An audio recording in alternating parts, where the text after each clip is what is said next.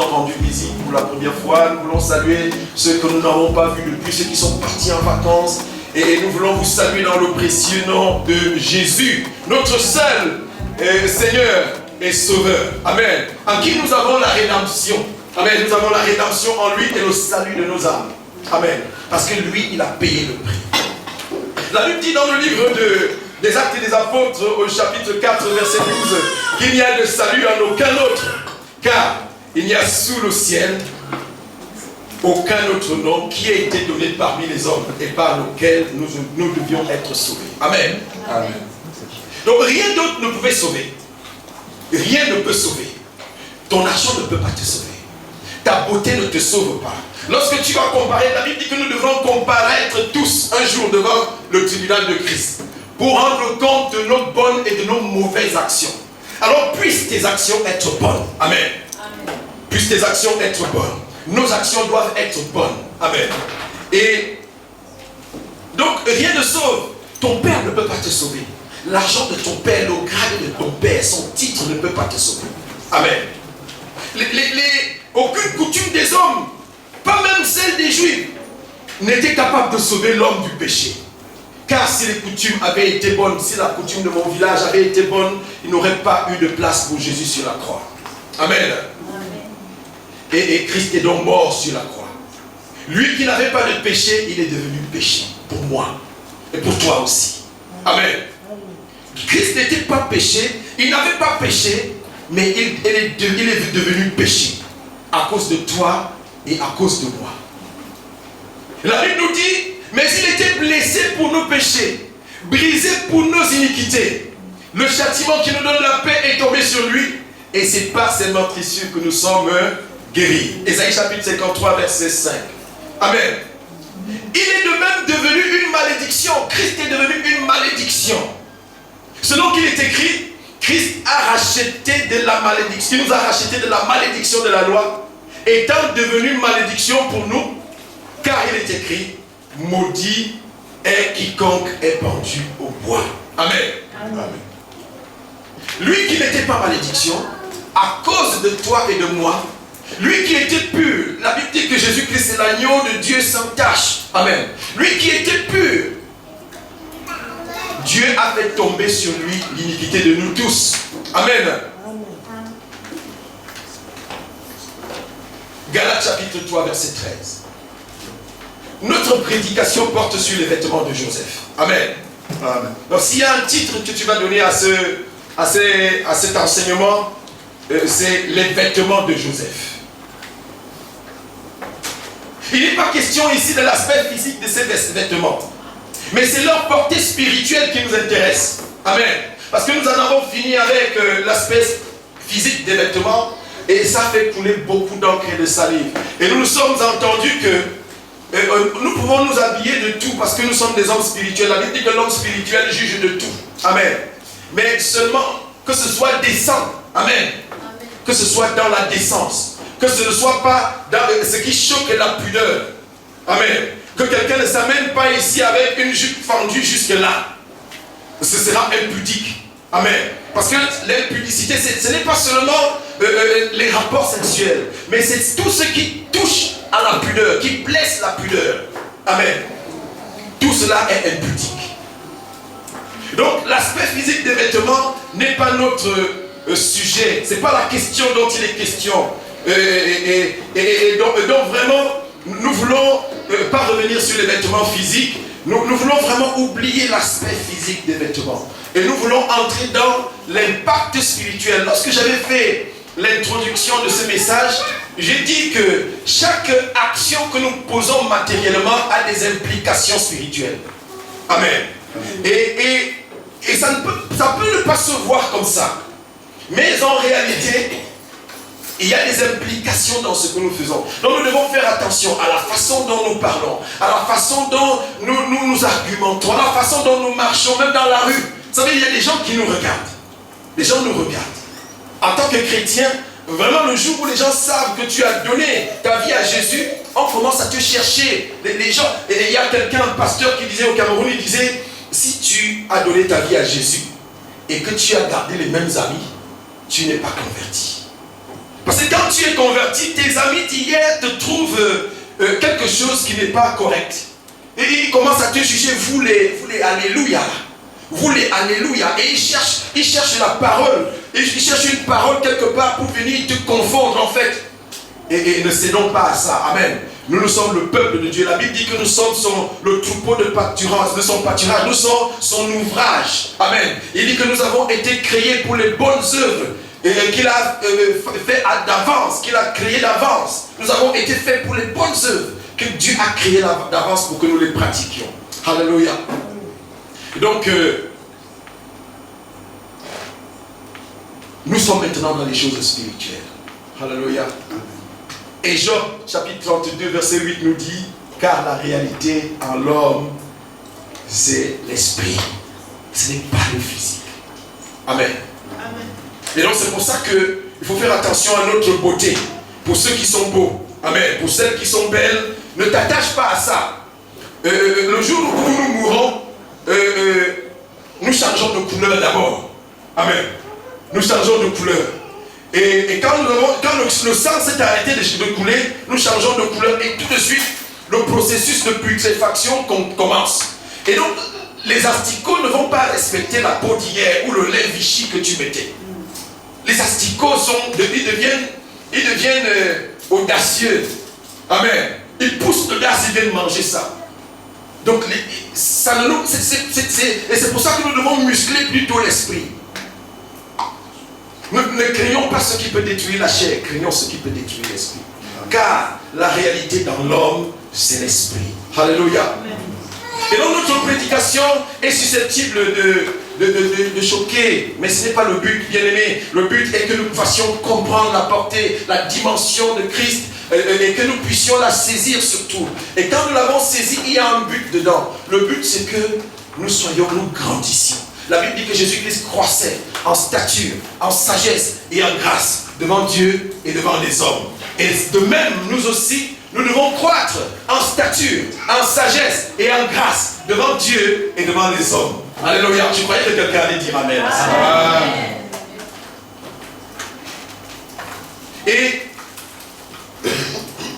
1 Corinthiens chapitre 1 verset 23 pouvait dire que la prédication de la croix peut être un scandale pour les Juifs et une folie pour les païens, pour ceux qui périssent. Dans 1 Corinthiens chapitre 1 verset 18. Mais il n'en est pas ainsi pour nous. Parce que ici, il n'y a personne qui périt. Et nous sommes là pour être sauvés. Nous sommes sauvés. Nous avons reçu Christ. Amen. Et Christ vit en nous. Ce n'est plus nous qui vivons. Et comme un prédicateur dit, ayant revêtu Christ. Nous avons revêtu Christ. Si du moins tu l'as revêtu, il est important ce matin que si tu n'as pas encore revêtu Christ, que tu le revêtes dès maintenant. Et revêtir Christ, ce sont les œuvres de Christ. Il dit que celui qui vit et croit en moi fera les œuvres que j'ai faites et de plus grandes encore. Amen. C'est pour que tu fasses les œuvres de Christ et que tu fasses d'autres œuvres davantage. Amen. Et donc, Paul pouvait ainsi dire, oh si vous pouviez supporter de ma part un peu de folie, mais vous me supportez.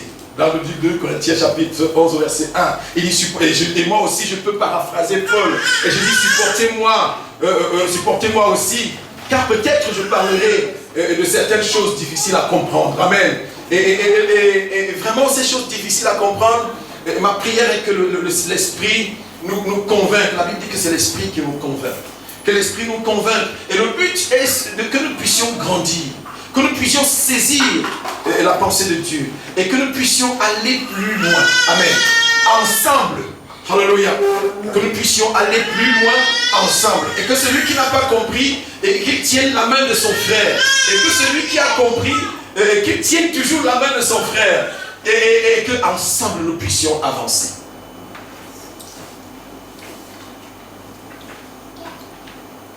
Et donc, comme nous l'avons déjà dit, nous ne venons pas nous faire voir ici. Moi, je ne viens pas me faire voir, c'est pas pour que je sais pas, non. Mais nous venons ici plutôt pour enseigner. Parce que nous sommes investis d'une mission. Avec un objectif, celui d'instruire dans la justice. Nous sommes investis d'une mission, la mission d'instruire dans la justice, afin de faire paraître devant Dieu cette église glorieuse, sans tache, ni ride, ni rien de semblable, mais sainte et irrépréhensible. Amen. Amen. Nous dit Éphésiens chapitre 5, verset 27. Donc la vérité est donc strictement nécessaire. C'est même la condition sine qua non pour faire les fonctions d'ambassadeur de Christ. Et dans cette fonction, ce n'est pas nous qui agissons, mais c'est Dieu lui-même à travers sa parole. Amen.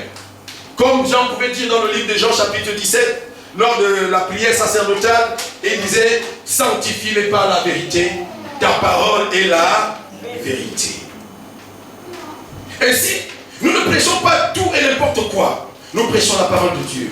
Seulement la parole de Dieu et rien que la parole de Dieu. Et comme l'apôtre Paul pouvait dire, et ma parole et ma prédication ne reposaient pas sur le discours persuasif de la sagesse, mais sur la démonstration d'esprit et de puissance. 1 Corinthiens chapitre 2 verset 4. Et pour que notre prédication soit ait une base, pour ce faire, la Bible est notre seul support. Amen. Nous n'avons pas d'autres livres ici. Nous n'avons pas d'autres pensées que Christ, à savoir Christ. Un homme de Dieu dans cette assemblée aime dire, lorsqu'on déplace un verset biblique de son contexte, on en fait un prétexte. Et à ce moment-là, le but n'est plus d'instruire. Pour nous instruire ce matin, nous allons revenir à nos moutons. Amen. Et la question dont il était question a pour titre les vêtements de Joseph. Amen. Et ce n'est pas l'aspect de ces vêtements, nous avons déjà dit, qui nous intéresse, mais plutôt l'impact spirituel de ceci. Nous voulons aussi dire que l'ensemble des vêtements de Joseph représente les différentes étapes de la vie d'un chrétien. Amen. L'ensemble des vêtements de Joseph représente les différentes étapes de la vie d'un chrétien. Et le premier élément de ces vêtements, c'est la tunique à plusieurs couleurs. Amen. Dans le livre de Genèse chapitre 37, au verset 3, la Bible nous dit que c'est Jacob, devenu Israël, qui avait fait lui-même la tunique à son fils Joseph. Pour deux raisons. Parce qu'il l'aimait beaucoup, et de deux, parce qu'il l'avait eu dans sa vieillesse, nous dit la Bible dans ce verset. Et c'était une tunique de valeur. Amen. Elle avait beaucoup de valeur. Une valeur physique, une valeur matérielle, mais aussi une valeur affective. Et son père a pris du temps, certainement. Il a dû peser du prix pour lui faire cette tunique. Donc le verset 3 nous dit que Jacob, devenu Israël, avait lui-même fait cette tunique à Joseph. Pour manifester son amour et son attachement, l'ayant eu dans sa vieillesse. Au verset 23 du même chapitre, ses frères vont se saisir de cette tunique et pour l'en dépouiller. Amen. Certainement, cette tunique était un sujet d'orgueil pour Joseph. Peut-être Joseph ne s'en rendait pas compte, mais il a tiré l'admiration de ses frères à travers elle. Parce que une tunique à plusieurs couleurs, la Bible ne nous en parle pas beaucoup. Deux versets dans la Bible, très exactement parlant de tunique, nous ne parlons pas des vêtements à plusieurs couleurs. Parce que les riches, en fait, dans cette période-là, on pouvait se contenter, le pauvre se contentait d'une tunique. Amen. Mais le riche pouvait ajouter à la tunique un turban. Il pouvait ajouter une écharpe. Il pouvait ajouter une cape. Et tout ça de couleurs différentes. Et les vêtements certainement de couleurs étaient coûteux. Parce que ça ne courait pas les rues. Amen. Et le livre de 2 Samuel, nous avons dit, au chapitre 13, verset 18, nous révèle que c'était le vêtement à cette époque-là que portaient les petites filles, les filles des rois, dans la période de leur virginité. Et nous avons dit que Deutéronome 22, verset 5 nous révèle aussi que tant qu'homme, nous ne pouvons pas mettre des vêtements de femme. Et en tant que femme, nous ne pouvons pas mettre des vêtements d'homme. Et il dit que quiconque faisait pareille chose serait en abomination à l'Éternel. L'abomination étant en horreur à l'Éternel, des choses horribles. Et ça, nous pouvons le voir dans le livre de Deutéronome chapitre 22, verset 5. Il dit, voilà donc une situation ayant trois implications. Des implications liées les unes aux autres, qui nous amènent à une conclusion bien logique. On peut dire qu'il y a là une relation de cause à effet. Amen. Une relation de cause à effet. Et le petit Joseph n'y est pour rien. Certainement, son père aussi n'est pas... naïvement, il fait une chose. Il fait une chose naïvement pour manifester... il veut manifester son amour. Il veut même manifester son aisance matérielle à son fils. Et il ne fait pas attention aux autres.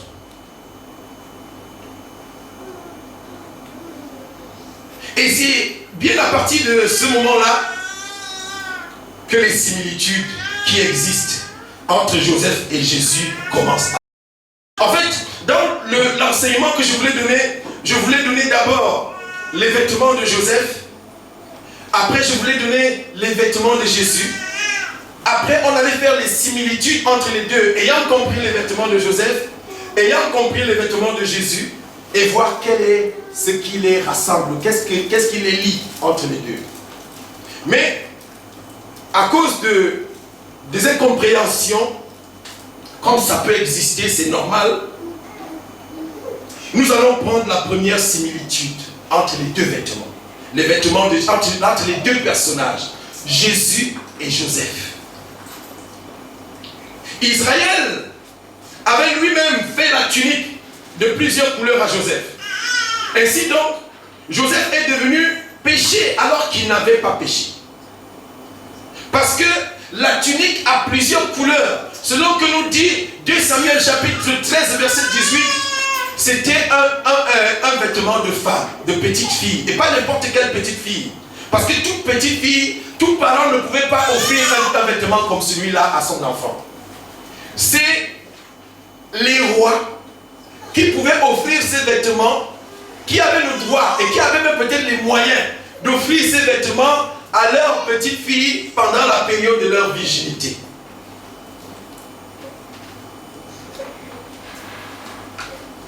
Et sans le savoir, sans avoir rien fait, Joseph est devenu péché. Et nous allons l'expliquer. C'est pourquoi il était nécessaire que cette tunique soit lavée par le sang. Amen. D'où l'acte prophétique de Ruben. Ruben va poser un acte prophétique. Dans le livre de Genèse chapitre 37 au verset 31.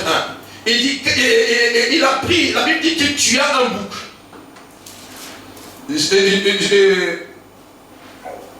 Genèse chapitre 37 au verset 31, il dit, ils prirent alors la tunique de Joseph et ayant tué un bouc, ils plongèrent la tunique dans le sang.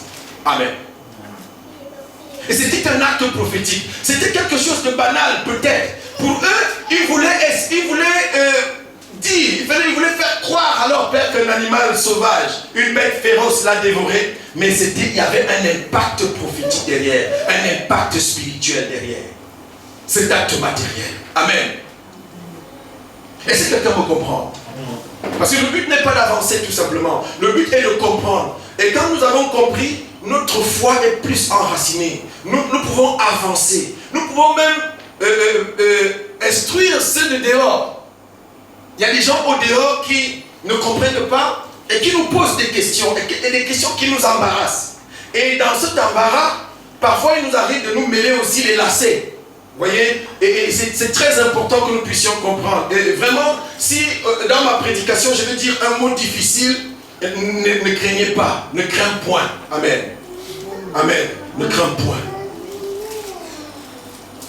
Et donc, c'est pourquoi il était nécessaire que cette tunique soit lavée par le sang.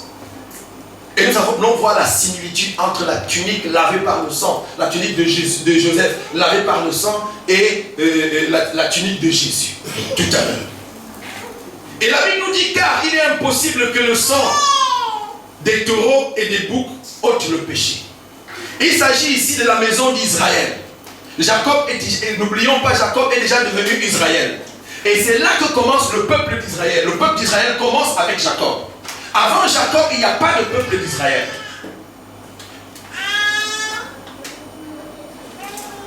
Abraham n'était pas juif, il n'était pas israélite. Abraham était de Our en Chaldée, c'était un Chaldéen. Amen. Et pour la petite histoire, les Chaldéens sont eux-mêmes d'anciens Cananéens. Amen. Et ces Chaldéens vont devenir plus tard des Phéniciens. Et les Phéniciens vont venir dans le nord de l'Afrique, ils vont créer une ville, la ville de Carthage. Amen. Et c'est dans cette ville que va naître le nom Afrique. Allez, à la période romaine. En 820 avant Jésus-Christ, les Phéniciens, qui étaient d'anciens Chaldéens, et les Chaldéens qui étaient eux-mêmes d'anciens Cananéens. Amen. Parce que les choses ont muté. L'humanité est vieille. Amen. Et donc, il était impossible que le sang des taureaux et des boucs ôte le péché. Amen. Amen.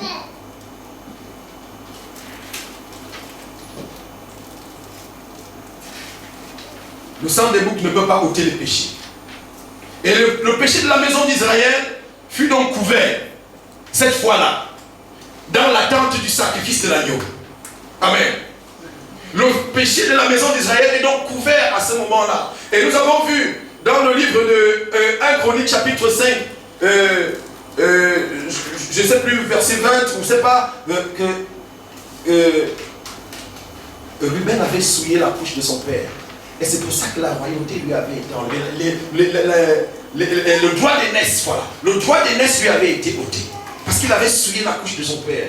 Et il y a des choses qui vont se perpétrer dans la maison de Jacob, dans la maison d'Israël, qui vont souiller la maison d'Israël. Et il fallait qu'elle soit lavée. Malheureusement, ce bouc qui avait été offert n'avait pas la capacité de laver le péché de la maison d'Israël, donc de la maison de Jacob. À ce moment-là, on va donc le couvrir. Dieu le Père, de même que Israël, Jacob a fait lui-même à son fils une tunique à plusieurs couleurs, qui était à cette période de la loi. Nous sommes là dans une période de plein accomplissement, de pleine application de la loi. Et dans cette période-là, et vous savez, les choses ont changé, les choses changent, les lois changent, elles changent de génération en génération. Vous savez, on amende les lois, et à cette période-là, le vêtement de plusieurs couleurs était destiné, ou du moins, peut-être que les hommes qui n'avaient pas les hommes qui avaient des petites filles qui étaient encore vierges pouvaient peut-être leur donner ces vêtements, mais ils coûtaient trop cher pour eux. C'est pour ça que seuls les rois, peut-être, on peut le dire comme ça, peut-être, pouvaient s'offrir ce luxe. Et il y avait un temps de péremption pour ça. Et ce temps de péremption, c'était la période de leur virginité. Le Père lui-même aussi a fait porter à Jésus l'iniquité de la maison d'Israël. Et pas seulement la maison d'Israël, mais aussi et surtout le péché de l'humanité tout entière. De même donc, Joseph a porté l'abomination de la maison de son père. La similitude avec Jésus, c'est que Jésus aussi va porter le péché, non seulement de la maison d'Israël, mais de toutes les nations, de tous les peuples de la terre, de tous les hommes. Amen. Amen. Et dans le livre de Jean, chapitre 11, verset 50, Caïphe, qui était souverain sacrificateur cette année-là, il dit, vous n'y réfléchissez pas, qu'il est de votre intérêt qu'un seul homme meure pour le peuple et que la nation entière ne périsse pas. Amen. Que la nation entière ne périsse pas. À ce moment-là, Israël est passé du cap de peuple, du cap de famille à un peuple, et du cap de peuple à une nation. Amen. Parce que Israël n'a pas commencé à être une nation. Israël, c'était un homme d'abord, Jacob. C'est là où tout a commencé. Et sa famille s'est agrandie. Les 70 personnes qui sont parties en Égypte se sont multipliées. Et c'est eux qui sont ressortis en milliers.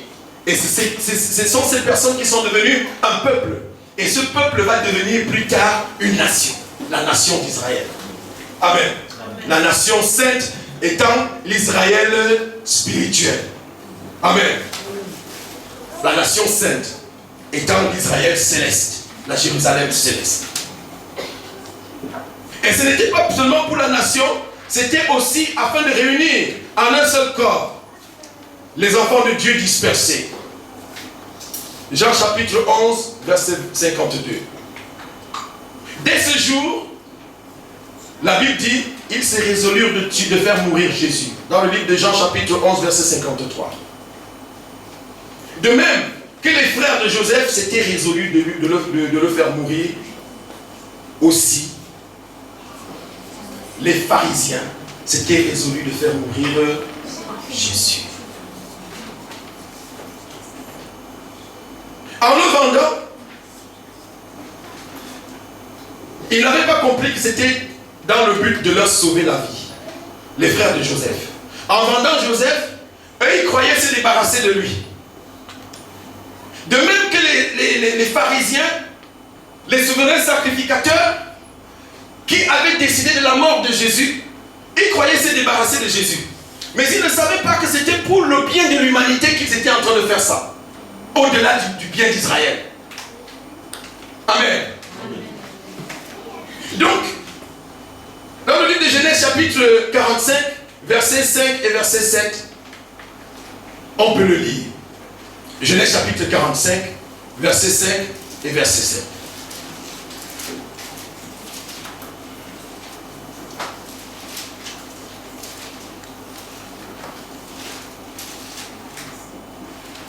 Au verset 5, il dit, maintenant, ne vous affligez pas et ne soyez pas fâchés de m'avoir vendu pour être conduit ici. Car c'est pour vous sauver la vie que Dieu m'a envoyé devant vous. Amen. C'est pour vous sauver la vie, l'acte que vous avez posé. Mais il fallait une relation de cause à effet. Ça ne devait pas être gratuit, il fallait une justification. De même la mort de Jésus, il fallait qu'il y ait une justification. Le péché de l'humanité est la principale justification du sacrifice de Jésus. Et c'était pour donner la vie à l'humanité. Pour restituer la vie que Satan avait volée dans le jardin d'Éden. Pour lui redonner son vêtement, afin qu'il paraisse au jour des noces de l'agneau. Amen. Est-ce que quelqu'un comprend?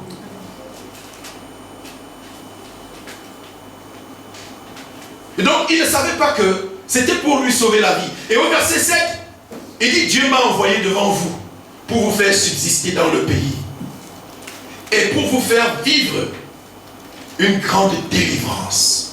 C'était pour la délivrance. Mais eux, ils n'avaient pas perçu la chose comme ça. Amen. Donc, le vêtement de Joseph, qui était devenu une abomination, ce n'était pas parce que Joseph avait péché. Ce n'était pas parce que le père voulait faire pécher son fils. Ce n'était pas parce que, non, il n'y comprenait rien. Dieu avait arrangé les choses comme ça. Et c'est là que commençait l'acte du sacrifice pour l'expiation des péchés. Parce que l'animal qui avait été tué au jardin d'Éden ne venait pas expier les péchés. Il avait été tué pour que sa peau soit prélevée et qu'elle couvre la nudité. Amen. Même si c'était cher. Même si c'était cher. Même si c'était cher.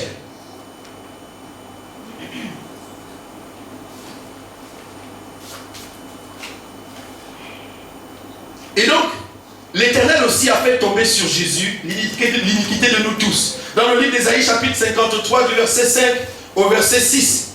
On peut le lire. Ésaïe chapitre 53 verset 5 et verset 6. Si quelqu'un a trouvé, on peut lire rapidement.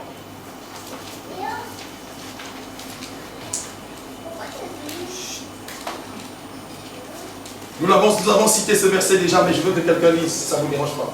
Ésaïe 53, le verset 6. 5 et 6. 5 et 6. Mais il était blessé pour nos péchés. Il était blessé pour nos péchés. Brisé pour nos iniquités. Brisé pour nos iniquités. Le châtiment qui nous donne la paix est tombé sur lui. Le châtiment qui nous donne la paix est tombé sur lui. Et par ses meurtrissures que nous sommes guéris. Et c'est par ces meurtrissures que nous sommes guéris.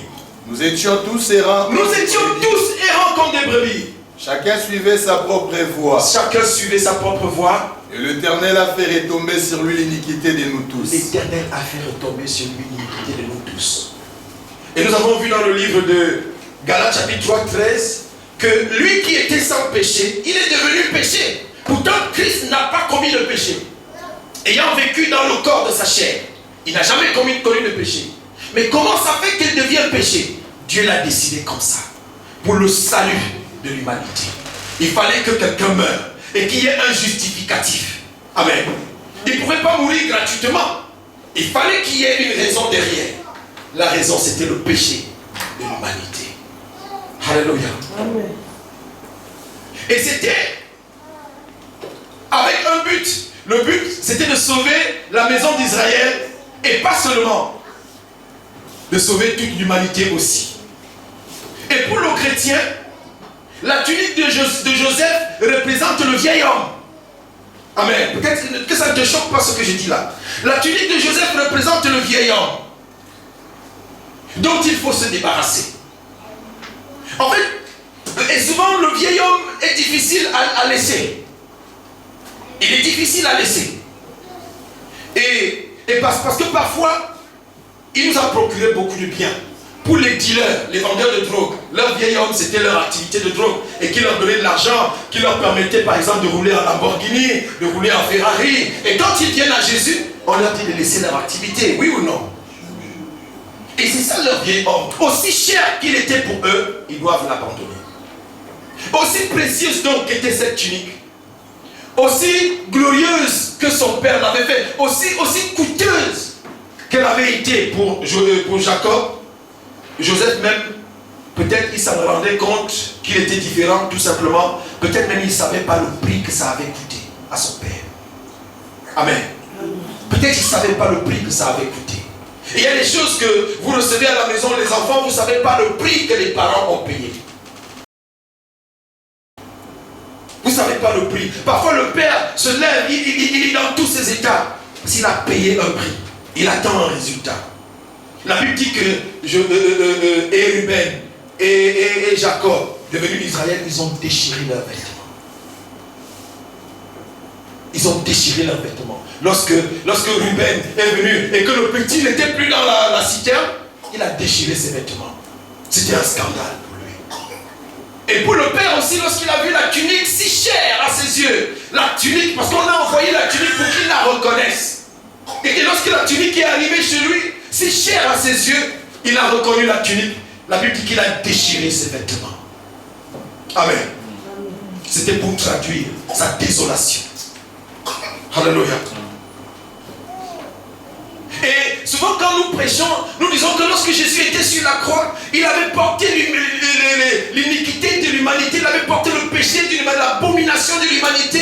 Il était donc devenu, et le Père n'a même pas voulu le regarder. Nous disons souvent ça. Amen. Pourtant Jésus était l'agneau sans tache. Jésus était sans péché. Même ayant vécu dans l'humanité, Jésus n'a pas péché. Amen. C'est le seul être humain qui ait vécu sans péché. Si quelque part, on vous parle, comme on en parle très souvent, j'ai vu des reportages sur Arte où on parle que Jésus-Christ avait eu une descendance qui serait même dans le sud de la France. Vous avez entendu ça? Oui. Et tout ça n'est que délation. Alléluia. Mais Jésus-Christ est vainqueur. Il a vaincu même ces gens-là. Amen. Et il est assis à la droite de la majesté céleste. Et il revient bientôt nous chercher. Alléluia. Il revient bientôt nous chercher. Et donc,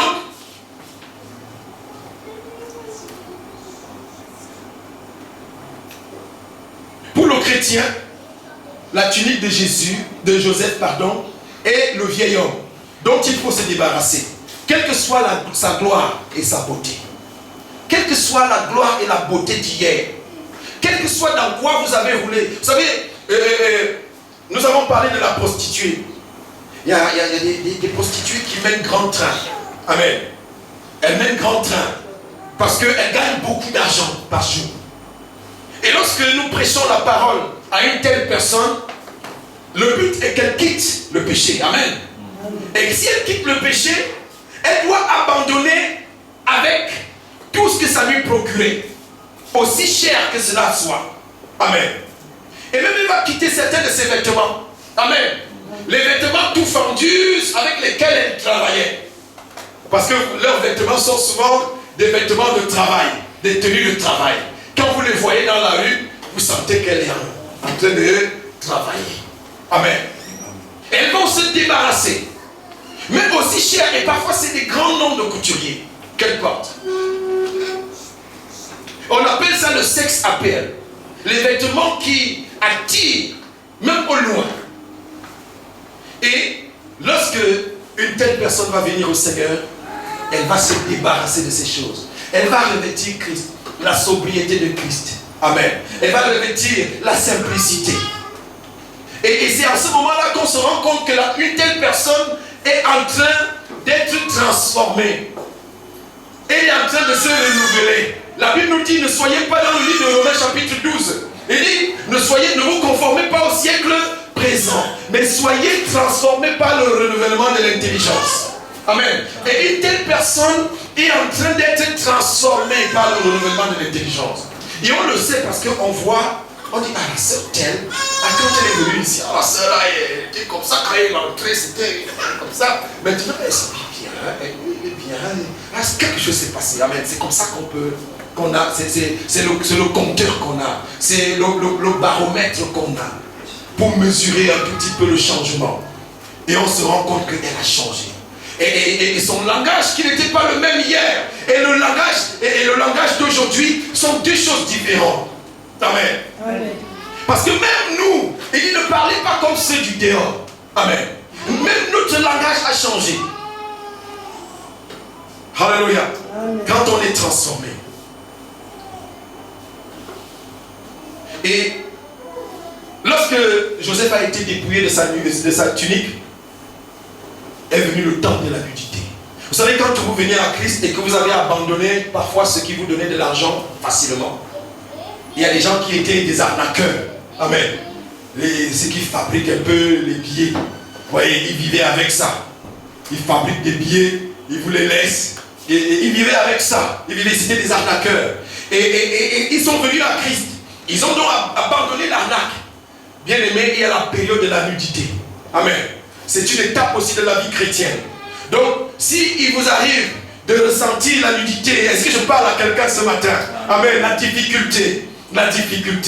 Où hier, tu étais dans l'opulence, tu étais dans l'aisance, et qu'aujourd'hui, étant devenu chrétien, ayant donné ta vie à Jésus, la nudité s'impose. Parfois, certains ont perdu leurs vêtements. Moi, il m'était arrivé d'avoir perdu tous mes vêtements, et je les avais donnés. Je les donnais, en fait, comme j'avais coutume d'acheter très souvent, je donnais aussi à des copains.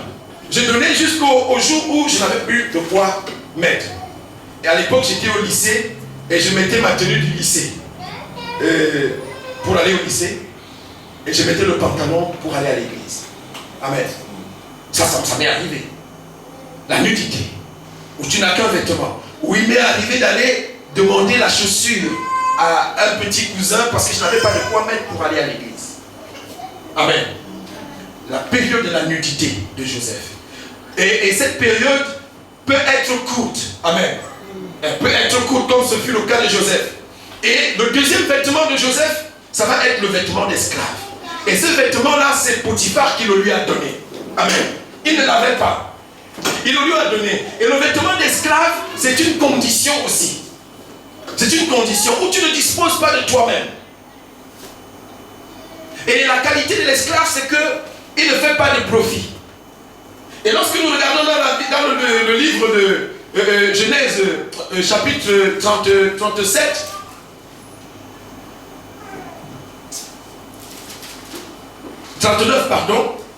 Au verset 5, il dit, dès que Potiphar eut établi Joseph sur toute sa maison et tout ce qu'il possédait, l'Éternel bénit la maison de l'Égyptien à cause de Joseph. Et la bénédiction de l'Éternel fut sur tout ce qui lui appartenait, soit la maison, soit au champ. Amen. En fait, l'esclavage a une grâce qui l'accompagne. L'esclave a une grâce qui l'accompagne, mais ne lui profite pas à lui. Amen. L'esclave, une grâce qui l'accompagne, mais qui ne lui profite pas à lui. Et la plupart d'entre nous avons vécu la période d'esclave, où tu travailles, où tu donnes, mais que tu ne reçois pas. Mais que tu ne sois pas découragé à cause de ça. Ce n'est qu'une étape de la vie chrétienne. Alléluia. La Bible nous dit de persévérer. De persévérer. Et c'est le vêtement que lui avait donné non Potiphar. Ce vêtement d'esclave, il l'avait laissé entre la main de la femme de Potiphar. Amen. La femme de Potiphar, qui avait espéré arracher la royauté de Joseph, n'est restée qu'avec un vêtement d'esclave entre les mains. Amen. Puisse ton vêtement d'esclave rester ce matin dans la main de la femme de Potiphar. Celle-là qui veut arracher ta royauté, qui est en train de lorgner ta royauté, qui est en train de lorgner ta gloire de demain. Elle veut te l'arracher. Amen. Laisse-lui le vêtement de l'esclavage. Amen. Laisse-lui le vêtement de l'esclavage. Et ça nous prend le livre dans le livre de Genèse chapitre 39 verset 12. Elle qui visait la royauté de Joseph, elle n'a reçu que le vêtement d'esclave. Bien que ce vêtement est devenu une pièce à conviction qui témoignait contre Joseph. Oui, nous avons dit que ton vêtement peut devenir aussi une pièce à conviction contre toi. Donc faites attention. Là, dans notre marche, Satan rôde, la Bible dit que Satan rôde comme un lion cherchant qu'il va dévorer. Si on trouve votre vêtement sur une scène de crime, bien aimé, on va vous retrouver. Même si vous n'en avez rien à faire. C'est pour ça que la Bible nous dit de ne pas nous mélanger avec les gens du dehors. De ne pas participer à leurs orgies. Parce que là, tu peux laisser ton vêtement par inattention. Amen. Tu peux laisser ton vêtement là-bas par inattention. Et il lui a laissé. Pourtant, c'était faux. Ce dont elle accusait Joseph était faux, mais elle avait une preuve. Elle avait une preuve. Frère Noé, ça va? Mais elle avait une preuve. C'était le mensonge qu'elle disait, mais elle avait une preuve. Alléluia. Et cette preuve a été valable a été suffisamment valable, a été suffisante pour condamner. Amen. Et ici on a les hommes, les hommes de loi, les hommes des tribunaux. Une preuve est suffisante. Amen. Il y avait la preuve. Parce qu'au tribunal, quand il n'y a pas de preuve, vous êtes dans ce qu'on appelle une présomption d'innocence. Vous êtes présumé une innocence jusqu'à ce que ça mène une preuve. Et là, c'était une preuve. Et pour chacun de nous aussi, notre vêtement peut constituer une preuve contre nous. Faisons attention. Là où nous posons les pieds. Faisons attention là où nous marchons. Amen.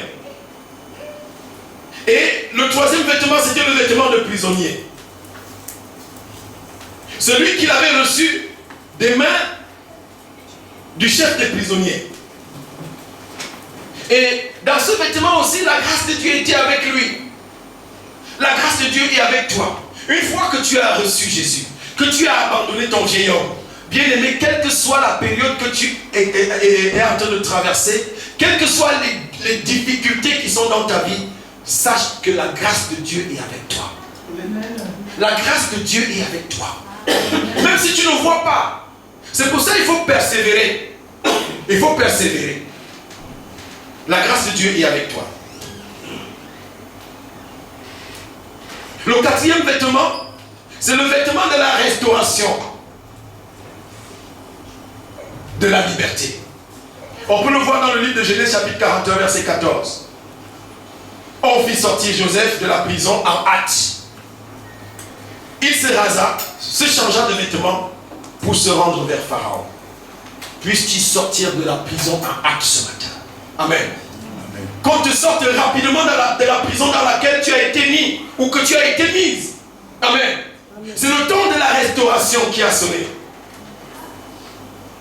Le vêtement de la restauration.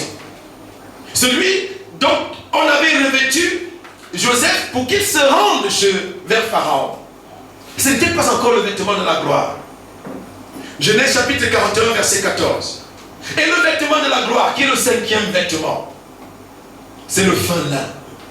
Le fin lin donc, dont Joseph fut revêtu, c'était aussi le vêtement de commandement, le vêtement d'autorité.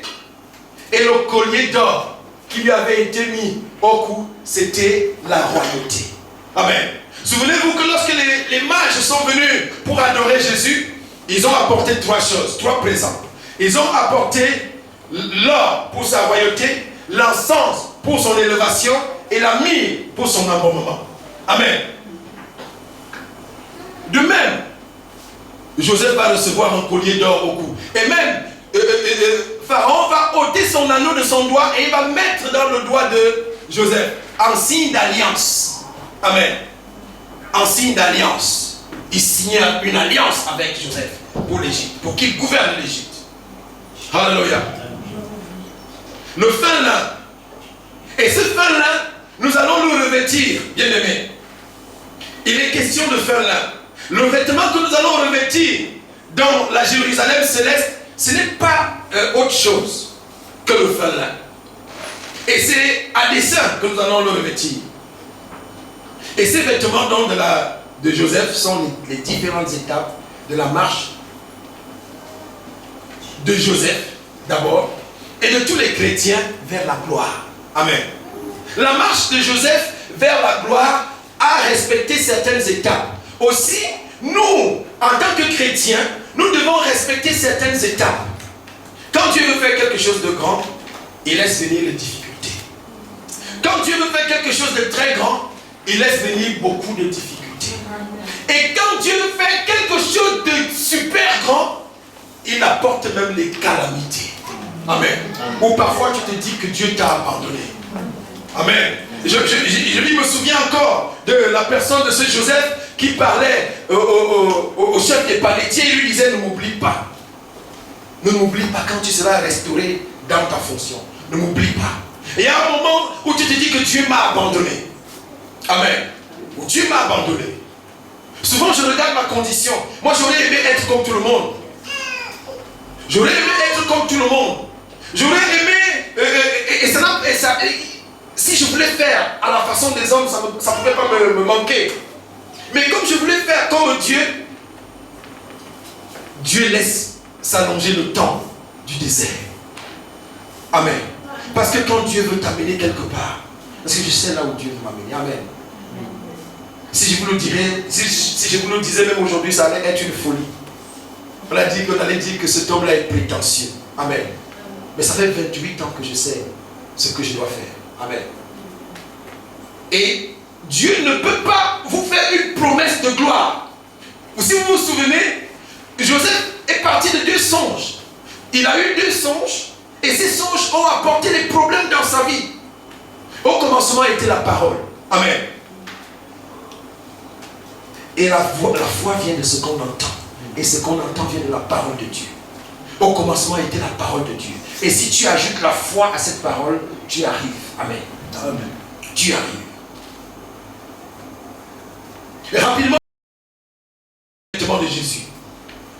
Dans le livre de Matthieu chapitre 27, au verset 27 à 31, la Bible dit, ils lui ôtèrent ses vêtements, lui mirent un manteau. Et puis, ils vont lui remettre ses vêtements. Amen. Et dans le livre de Genèse, de Jean, pardon, chapitre 19, au verset 23 à 24, ils vont faire 4 parts lorsqu'ils ont crucifié Jésus. Ils ont fait 4 parts de ses vêtements. Et la tunique qui était la même couleur, la tunique qui était sans couture, la Bible dit qu'elle était une seule couture de haut en bas. Une seule pièce de haut en bas, elle était sans couture. Cette tenue-là, cette tunique-là, ils l'ont tiré au sort. Amen. Et la tunique de Jésus-Christ est pour les vainqueurs. Amen. Ils l'ont tiré au sort pour savoir à qui elle reviendrait. La tunique de gloire. Et cette tunique, on va la revoir à la fin. Dans le livre de Genèse, Apocalypse chapitre 19, au verset 13, on va la voir souillée de sang. Amen. C'est comme la tunique de Joseph qui avait été souillée de sang au début. On va voir à la fin la tunique de Jésus souillée de sang dans l'Apocalypse. Et à côté, ceux qui le suivaient, eux avaient des vêtements blancs de fin lin. En fait, c'est pour dire que Jésus-Christ a donné sa vie. Il est devenu souillure pour que nous, vous et moi, nous ayons du fin lin. Amen. Amen. Nous ayons un. Et de même que Joseph est devenu malédiction à cause de tout ce qui s'est passé dans la maison de son père et qu'il a porté le pro de la maison d'Israël pour donner enfin la vie à ses frères. Amen. Pour donner enfin la vie à ses frères. Il est possible qu'aujourd'hui, tu vives quelque chose de difficile. Et que cette chose de difficile, ce n'est pas pour le mal. Amen. Ce n'est pas pour le mal. C'est un mal pour un bien. Amen. Et ce n'est pas seulement pour ton bien. C'est pour le bien de toute ta famille. Et lorsque le Seigneur t'élèvera, ce n'est pas pour que tu te vantes toi seul. Joseph n'a pas fait ça. Il n'a pas regardé à la peine. D'ailleurs, il va consoler ses frères. Il va leur dire, ne soyez pas en peine parce que vous m'avez vendu. Non, non, Dieu m'avait envoyé devant vous. Dieu m'a envoyé devant vous pour vous préparer le chemin. Parce que si je n'étais pas venu ici, vous n'alliez pas survivre à cette famine. Amen. Amen.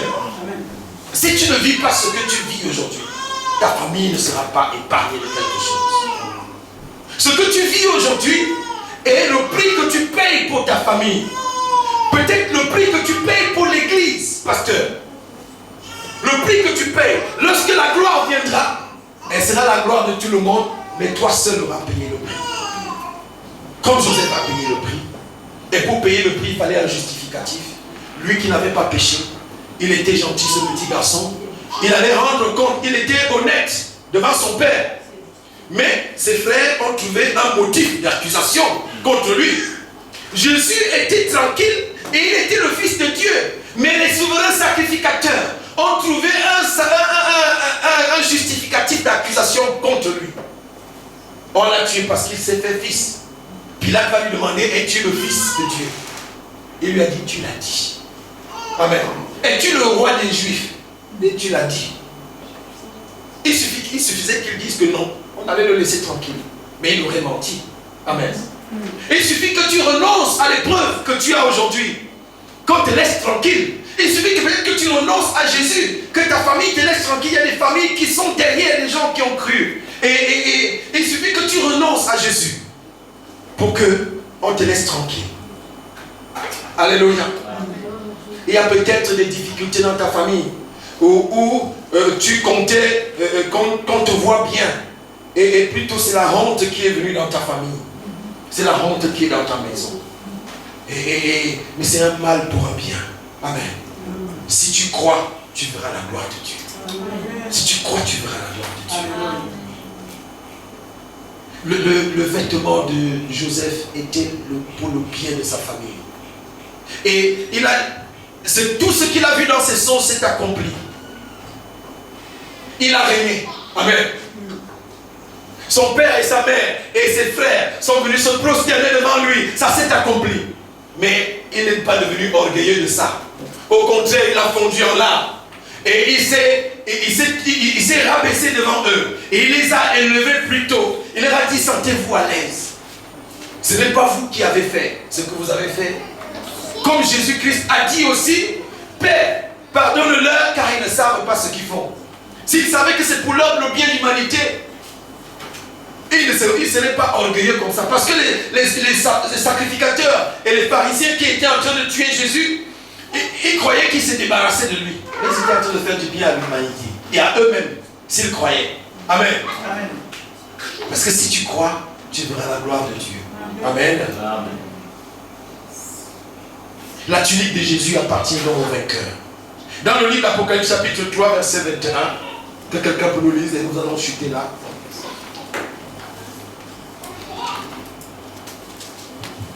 Apocalypse chapitre 3, verset 21.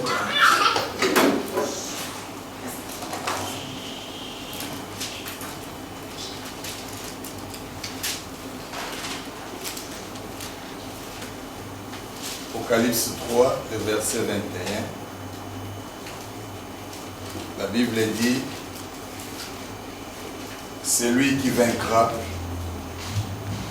je le ferai asseoir avec moi sur mon trône, comme moi j'ai vaincu et me suis assis avec mon Père sur son trône. Alléluia. Celui qui vaincra, je le ferai asseoir avec moi sur mon trône, comme j'ai vaincu et je me suis assis avec mon Père sur son trône. En fait, celui qui vaincra héritera de ma tunique. Parce que la tunique de Jésus, c'est pour les vainqueurs. Amen. C'est pour ça qu'elle a été tirée au sort pour voir à qui elle reviendrait. Amen. Elle n'est pas revenue à tout le monde. Et nous devons, et Paul dit, non pas que j'ai déjà emporté le prix de la course, mais je cours encore, de manière à remporter le prix. Amen. Amen. Nous devons courir pour remporter le prix de la course. Alléluia. Courir pour remporter le prix de la course. Courir pour remporter la tunique. En fait, dans le livre d'Apocalypse chapitre 19, au verset 8, il dit, et il lui fut donné de se revêtir d'un fin lin éclatant. Car le fin lin, ce sont les œuvres justes des saints. Amen. Ce fin lin, là, cette victoire, ce vêtement de victoire, de gloire et de commandement, c'est les œuvres que tu poses. Les actes que tu poses. Quelles sont les œuvres? Quelles sont tes œuvres? Quelles sont nos œuvres? Amen. Alléluia. Dis avec moi, Seigneur, que mes œuvres soient bonnes. Seigneur, que mes œuvres soient bonnes. Que les mauvaises œuvres s'éloignent de moi. Que les mauvaises œuvres s'éloignent de toi au nom de Jésus. Et que les bonnes œuvres prennent place. Amen. Alléluia. Amen. Et pour finir,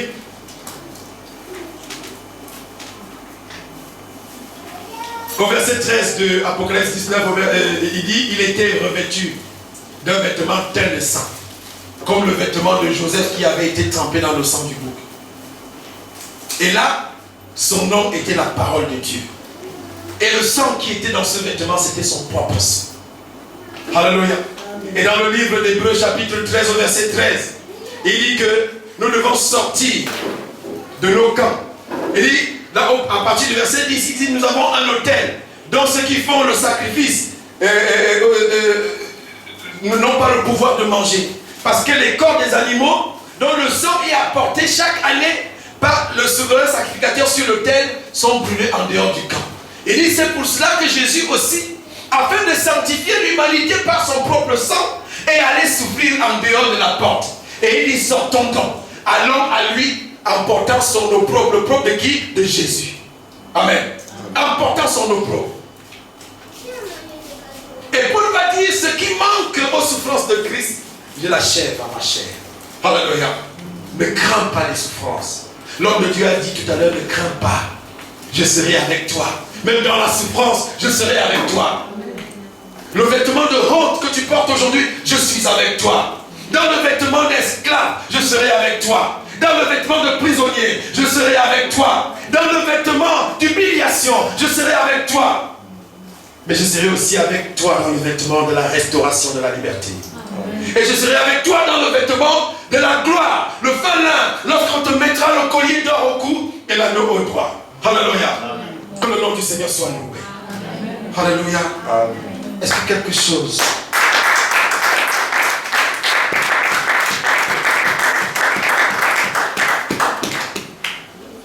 Alléluia. Est-ce que nous sommes contents? Est-ce que la joie du Seigneur est notre force? Amen. Soyez bénis au nom de Jésus. Amen.